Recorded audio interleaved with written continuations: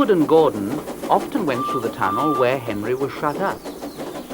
Edward would say, "Hello," and Gordon would say, "Serves you right." Poor Henry had no steam to answer. His fire had gone out. Soot and dirt from the tunnel roof had spoiled his lovely green paint and red stripes. He was cold and unhappy and wanted to come out and pull trains too.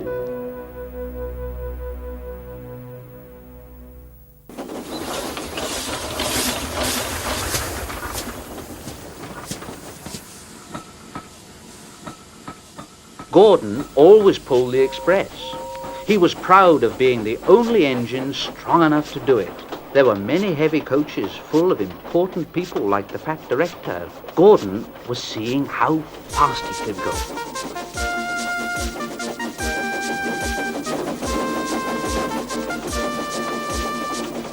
Gordon could see Henry's tunnel in front.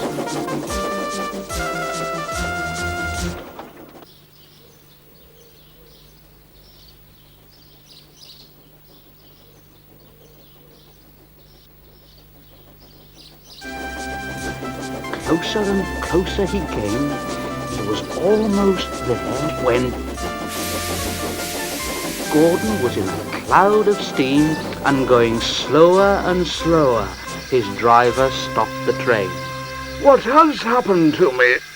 I feel so weak." "You've burst your safety valve. You can't pull the train anymore." "Oh dear. And we were going so nicely too. Look at Henry laughing at me." Everybody got out and came to see Gordon. Yes, I never liked these big engines. Always going wrong. Send for another engine at once." While the guard went to find one, they uncoupled Gordon and ran him onto a siding out of the way.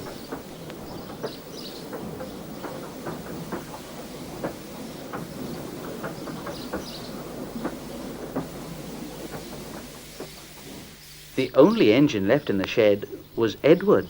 "Well, I'll try." Gordon saw Edward coming. "Oh, he's no use."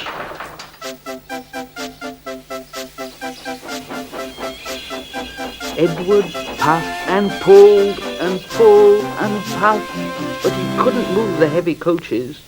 "I told you so. Why not let Henry try?" "All right, I will. Henry, will you help pull this train?" "Oh, yes, certainly." So Gordon's driver and fireman lit his fire. Some plate layers broke down the wall and put back the rails, and when he had steam up, Henry puffed out. He was dirty. His boiler was black and he was covered with cobwebs. "You'd better have a run and ease your joints and find a turntable." Henry came back feeling much better.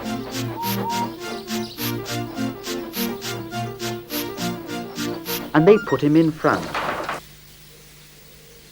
Edward said, "I'm ready." "So am I." The heavy coaches jerked and began to move, slowly at first, then faster and faster.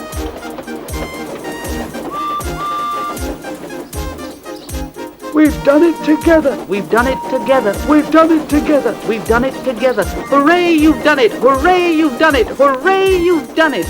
All the passengers were so excited, the fat director leaned out of the window to wave to Edward and Henry, but the train was going so fast that his hat flew off into a field where a goat ate it for his tea. They never stopped till they came to the big station at the end of the line.